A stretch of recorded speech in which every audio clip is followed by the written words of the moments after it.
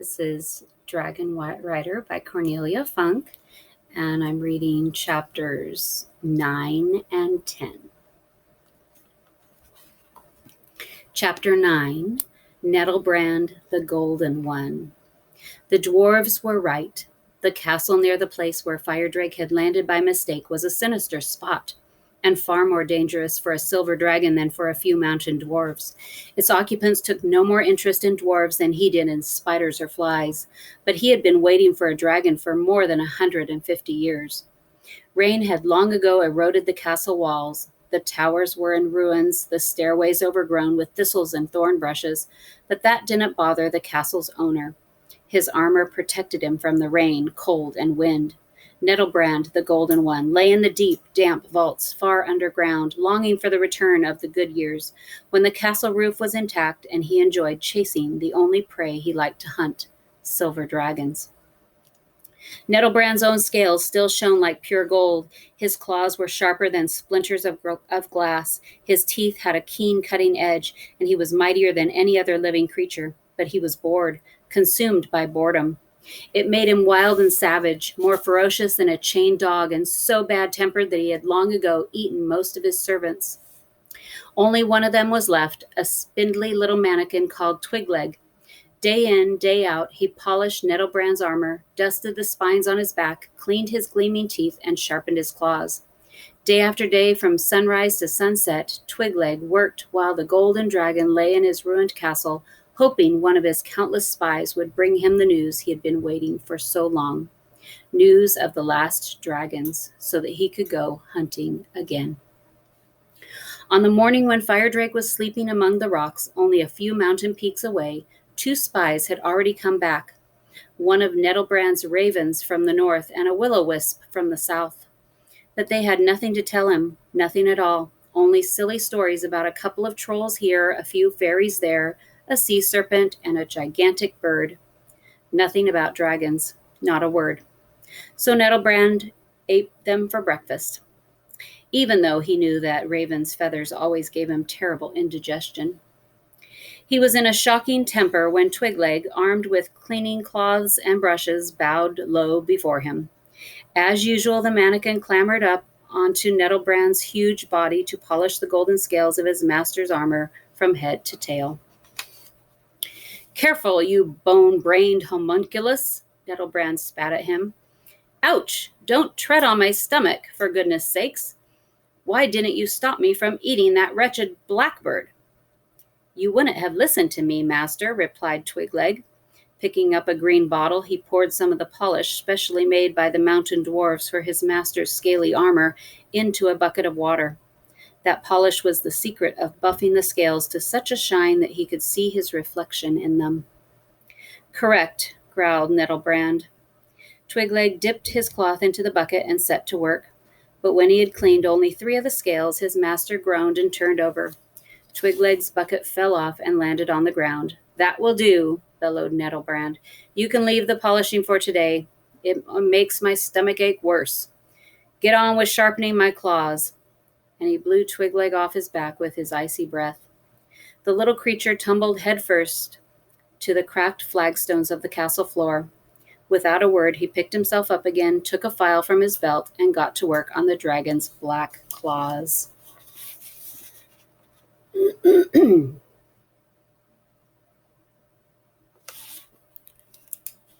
Nettlebrand, disgruntled, watched him. "Come on, tell me something," he growled. "Tell me about my heroic deeds of old."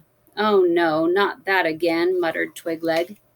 "What did you say?" growled Nettlebrand. "Oh, nothing, nothing," replied Twigleg hastily. "Right, master, just a moment. How did it go? Oh, yes." The mannikin cleared his throat. "One cold, moonless winter night in the year 1423. 1424, snarled Nettlebrand. "How often do I have to tell you, beetle brain?" He struck out angrily at the little man, but Twigleg nimbly avoided him. "One cold, moonless winter night in the year 1424, he began again. "The famous alchemist Petrosius Henbane created the greatest marvel the world has ever seen. The mightiest being, the The mightiest and most dangerous being, Nettlebrand interrupted. Get it right, can't you? Or I'll bite your spidery legs. Carry on. The mightiest and most dangerous being, Twigleg obediently recited, ever to set claw on this earth. He made it from a creature whose name no one knows, and he added fire and water, gold and iron, hard stone, and the dew that falls on the leaves of Lady Mantle. Then he took the power of lightning, and with it he breathed life into his creation, and he named his great work Nettlebrand. Twigleg yawned. Sorry, excuse me. Carry on, growled Nettlebrand, closing his red eyes. Carry on, yes, sir, at your service, sir. Twigleg struck the file under his arm and moved on to the next paw.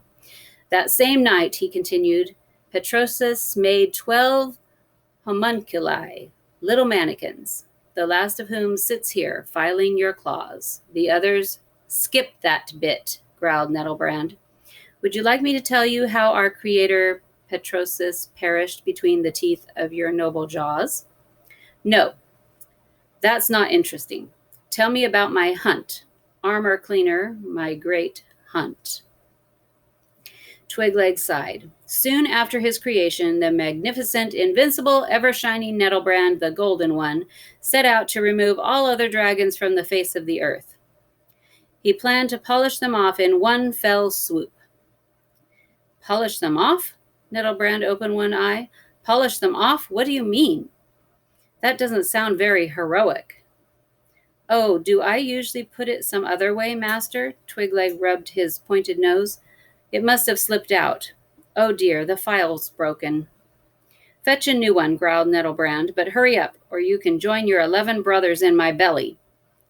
No thanks, whispered Twigleg, jumping up, but just as he was about to run off, a large raven came hopping down the stone steps that led to the hidden vaults of the castle.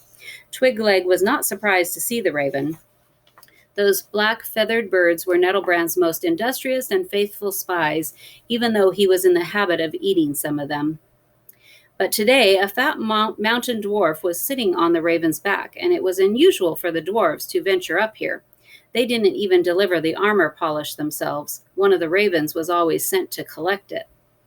The dwarf held his oversized hat on tight as the raven hopped down the steps. His face was red with excitement. At the foot of the steps, he hastily climbed off the bird's black back, took a couple of steps towards Nettlebrand, then prostrated himself flat on the floor in front of him. What do you want? Asked Twigleg's master grumpily. I've seen one, uttered the dwarf, without raising his face from the floor. I've seen one, your goldness. Seen one what? Bored, Nettlebrand scratched his chin. Twigleg went over to the dwarf and bent down to him. You'd better get to the point instead of squashing your fat nose flat, he whispered. My master has truly terrible temper. The dwarf scrambled up, looked nervously at Nettlebrand, and pointed a trembling finger at the wall behind him. One of those, he breathed. That's what I saw. Nettlebrand turned around. There was a tapestry on the wall, a tapestry woven by human beings hundreds of years ago. Its colors were faded, but even in the darkness you could make out what it showed. Knights hunting a silver dragon. Nettlebrand suddenly sat up.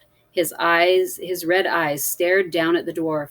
You say you saw a silver dragon?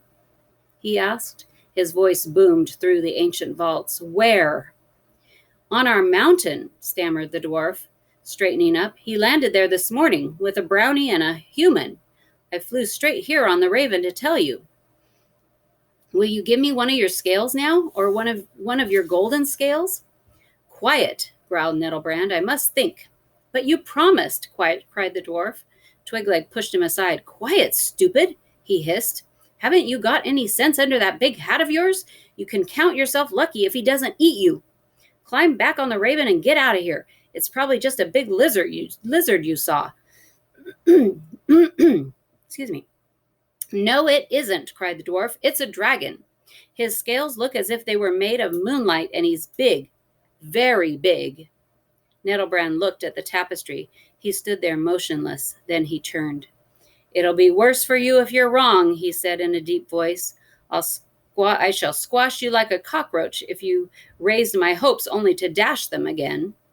The dwarf bowed his head. Armor cleaner, come here, growled Nettlebrand. Twigleg jumped. The file, yes, master, he cried. I'll fetch one at once. I'll hurry, I'll fly like the wind. Forget the file, spat Nettlebrand. I have more important work for you to do. Get on the raven's back and fly to the mountain where this idiot came from. Find out what he saw. And if it's really a dragon, then find out why he's alone, where he comes from, and what the human and the brownie are doing with him. I want to know everything, you hear? Everything. Twigleg nodded and ran over to the raven, who was still waiting patiently at the foot of the steps. Disconcerted, the dwarf watched him go. So what about me? He asked. How am I going to get back? Nettlebrand smiled. It was not a nice smile. You're going to sharpen my claws while Twigleg is away. You're going to polish my armor and dust my spines, clean my teeth, and pick the woodlice out of my scales. You're my new armor cleaner. That's my reward for your good news. The dwarf looked at him, horrified. Nettlebrand licked his lips and grunted with satisfaction. I'll make haste, master, said Twigleg, mounting the raven. I'll be back soon. Oh, no, you won't, said Nettlebrand crossly. You'll send me news by water, understand? That's quicker than flying back and forth all the time. Water? Twigleg made a face, but it could be difficult to find water on the mountain, master. Ask the dwarf where to look, Beetlebrain, spat Nettlebrand, turning around. Treading heavily, he lumbered slowly over to examine the tapestry with its shimmering silver dragon. Thousands of threads had gone into its weaving. Nettlebrand stood very close to it. Perhaps they really are back, he murmured. After so many long years, I knew they couldn't hide from me forever. From human beings, perhaps, but not from me. Chapter 10, The Spy. Twigleg looked back uneasily as the raven took off from the ruined castle walls and rose into the sky. The little homunculus had only ever left the castle when Nettlebrand's hunting instincts took him down to the valleys to prey on sheep and cows. And even then, they traveled by way of underground passages, for Nettlebrand was a flightless dragon whose heavy armor, golden armor, would have made it impossible for him to rise from the ground. Instead, he swam along underground rivers deep beneath the earth, and if he came up to the surface, it was only at night, under cover of darkness. But now the sun, high in the sky, was bright and hot, and Twigleg had only a raven for company. Is it much farther? He asked, trying not to look down. It's the mountain over there, croaked the raven, streaking like an arrow toward it. The one with the stump-shaped peak. Do you have to fly so fast? Twigleg dug his thin fingers into the raven's feathers. The wind is almost blowing my ears off. I thought we were in a hurry, replied the raven without slowing down. You're not half as heavy as that dwarf, even though you're not much smaller. What are you made of, air? Good guess. Twigleg was shifting uncomfortably back and forth. Air and a few other choice ingredients, but the recipe's lost. He peered ahead. There's something shining in the grass, he exclaimed suddenly. Oh, sacred salamanders! His eyes opened very wide. That stupid dwarf was right. It is a dragon. The raven circled over Firedrake, where he lay coiled up among the rocks. A few meters away from him, Ben and Sorrel were bending over the map, with 3 mountain dwarves standing beside them. Let's land on that rocky ledge, Twigleg whispered to the raven, just above their heads where we can eavesdrop on them. When the raven landed on the ledge, Sorrel looked up suspiciously. Fly away now, Twigleg whispered to the bird. Hide in that fir tree until I give you a signal. The brownie won't notice me, but you seem to worry her. The raven rose in the air again and disappeared among the dark fir branches. Twigleg cautiously moved right out on the ledge. Okay, I'll admit it, the brownie was saying. So we did lose our way a bit, but it doesn't really matter. We'll reach the sea tonight all the same. The only question is which sea, Sorrel, said the human. He was only a small human, still a boy. You know something, clever clogs, hissed the brownie girl. You can do the steering tonight. Then at least I won't have to put up with your snipping if we go the wrong way again. Where are you going anyway? Asked one of the dwarves. Twigleg pricked up his ears. We're looking for the rim of heaven, said Ben. Sorrel gave him such a hefty nudge in the ribs that he almost fell over. Who said you could tell any old chance-met dwarf that? Hey? The boy became very quiet. Twigleg moved a little farther forward. The rim of heaven? What on earth could that be? He's waking up, one of the dwarves announced suddenly. Look, he's waking up. Twigleg turned his head, and there he stood, the silver dragon. He was much smaller than Nettlebrand, and his eyes were not red but golden. The dragon stretched his beautiful limbs, yawned, and then looked in surprise at the three little creatures hiding behind the human boy. Ah, dwarves, he said, in a voice with a faint rasp that sounded like the lick of a cat's tongue. Mountain dwarves. The boy laughed. Yes, they absolutely had to meet you, he said, urging the dwarves to venture out from behind him. This is Stonebeard. This is Granite Face. This is Leadingleam. And this is, Ben looked around in surprise. Where's the fourth of you? I don't know his name. Gravelbeard, said Stonebeard, looking up at the dragon in awe. I have no idea where he is. Gravelbeard's a bit peculiar.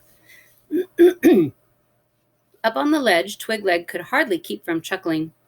Gravelbeard's an idiot, he whispered, and right now he's hard at work cleaning Nettlebrand's armor. A pebble came loose as the mannequin moved even closer to the rocky edge. The wretched stone fell right on the brownie's head. She looked up suspiciously, but Twigleg had hastily withdrawn his long nose. These dwarves think you can pick up the scent of treasure, Firedrake, said the boy. They want you to try doing it on their mountain. Treasure? The dragon shook his head. What kind of treasure? Do you mean gold and silver? The dwarves nodded. They looked hopefully at the dragon. Firedrake went over to the mountainside and put his nose against the rocks, drawing in the scent of them. The dwarves crowded excitedly around his legs. It smells good, said the dragon. Different from the mountains I come from, but good. Yes, it really does. But with the best will in the world, I can't tell you exactly what it smells of. The dwarves looked at one another, disappointed. Are there more dragons where you come from? Asked Granite Face curiously. I'd like to know that too, whispered Twigleg up in his lookout post. Oh, yes, replied the dragon. And where I'm going as well, I hope. That's enough of that, said the brownie girl. Just when things were getting interesting, Twigleg felt like spitting on her head. She parked herself between the dwarves and the dragon and shooed the little people back. You heard what Firedrake said. He doesn't know whether there's any treasure in the mountain, so fetch your hammers and pickaxes and find it for yourselves. Firedrake has to rest again now, and we still have a long way to go. And that was it. Over the next few hours, Sorrel ensured that Twigleg heard nothing else of interest. Instead, the dwarves told Firedrake stories of the good old days when their grandparents used to ride on dragon back, and Stonebeard gave the dragon an endless lecture on quartz and silver ore. It was infuriating. Twigleg was yawning so hard he almost fell off the ledge. When the sun was sinking low over the mountains, Twigleg left his hiding place, signaled the raven to follow him, and laboriously clambered up the rocks to the spring that Gravelbeard had described to him. It was easy to find. The water bubbled out of a crevice in the rock and fell into the pool. The dwarves had set gleaming, semi-precious stones into the rim around this natural basin. The raven settled on the spot and pecked at the beetles lurking between the rocks, but Twigleg climbed onto the largest boulder and spat into the clear water. The smooth surface of the pool rippled. The water turned dark, and the image of Nettlebrand appeared in it. Gravelbeard was standing on the golden one's back, dusting the spines of his crest with a large, soft brush. At last, Nettlebrand growled at Twigleg. Where have you been all this time? I almost ate this dwarf out of sheer impatience. Oh, don't do that, master, replied Twigleg. He was right. A dragon did land here, silver as moonlight and much smaller than you, but definitely a dragon. Nettlebrand stared incredulously at the mannequin. A dragon? He whispered. A silver dragon? I've had the whole world searched for them, every last grubby nook and cranny of it, and now one lands almost on my doorstep." He leered and licked his lips. "See," said Gravelbeard, so excited that he dropped the brush. "I found him for you. I did it. Will you give me my scale now? Maybe even 2 scales?" "Shut your gob," Nettlebrand snapped at him, "or I'll give you a spectacular close-up view of the gold fillings in my teeth. Carry on cleaning." Gravelbeard slid off the dragon's back in alarm and retrieved the brush. Nettlebrand addressed his old armor cleaner again. "Tell me what you've found out about him. Are there any more of his kind where he comes from?" "Yes," replied Twigleg. Nettlebrand's eyes were gleaming. "Ah," he sighed. At last I can go hunting again." He bared his teeth. "Where do I find them?" Twigleg rubbed his pointed nose and looked nervously at his master's reflection. Well," he said, hunching his head between his shoulders, "I don't know exactly, master." "You don't know?" Nettlebrand bellowed so loud that Gravelbeard fell headfirst off his back. "You don't know? What have you been doing all this time, you useless spidery creature?" "I can't help it. It's all that brownie's fault," cried Twigleg. "She makes sure the dragon doesn't say anything about where he comes from. But I know what he's looking for, master." Eagerly, he bent over the dark water. "He's looking for the rim of heaven." Nettlebrand straightened up and stood motionless. His red eyes were turned in Twigleg's direction, but he was looking right through him. Gravelbeard knocked the dent out of his hat and climbed back up the spiny tail wearily. Gravelbeard knocked the dent out of his hat and climbed back up the spiny tail, swearing. The homunculus cleared his throat. "Do you want to know where that is? Or do you know where that is, master?" he asked quietly. Nettlebrand was still looking straight through him. "No one knows where it is," he growled at last, "except the dragons who have been hiding there for more than 100 years, ever since they escaped me. I searched for the rim of heaven until my paws were bleeding. Sometimes I was so close that I thought I could smell it, but I never found the dragons, and that was the end of my great hunting days." "You can hunt this dragon, though," Gravelbeard called from Nettlebrand's back. "The one who was stupid enough to land in front of your nose." "Huh," Nettlebrand said scornfully, slapping a paw down on a passing rat. "And then what?" "No, the fun would be over too soon, before I'd even discovered where he comes from. I'd never find out where the others are, either. No, I have a better idea, a much better idea, Twigleg." The homunculus jumped up in alarm. "Yes, master?" "You must follow him," grunted Nettlebrand. "You must follow him until he leads us to the others, either the dragons he's looking for or the dragons he left behind." "Me?" Twigleg beat his thin chest pitifully. "But why me, master? Aren't you coming too?"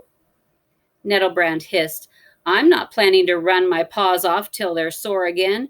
You'll report to me every evening without fail. Do you hear? And when he's found the rim of heaven, I'll join you." "But how, master?" asked Twigleg. "I have powers at which you cannot even guess. Go away now and get to work." And Nettlebrand's image in the pool began to blur. Wait, master," cried the mannequin, but the water in the basin grew clearer and clearer until Twigleg was looking into the eyes of his own reflection. "Oh, no," he whispered. "Oh, no, oh, no, oh, no." Then, with a heavy sigh, he turned and went in search of the raven. That's the end of chapter 10.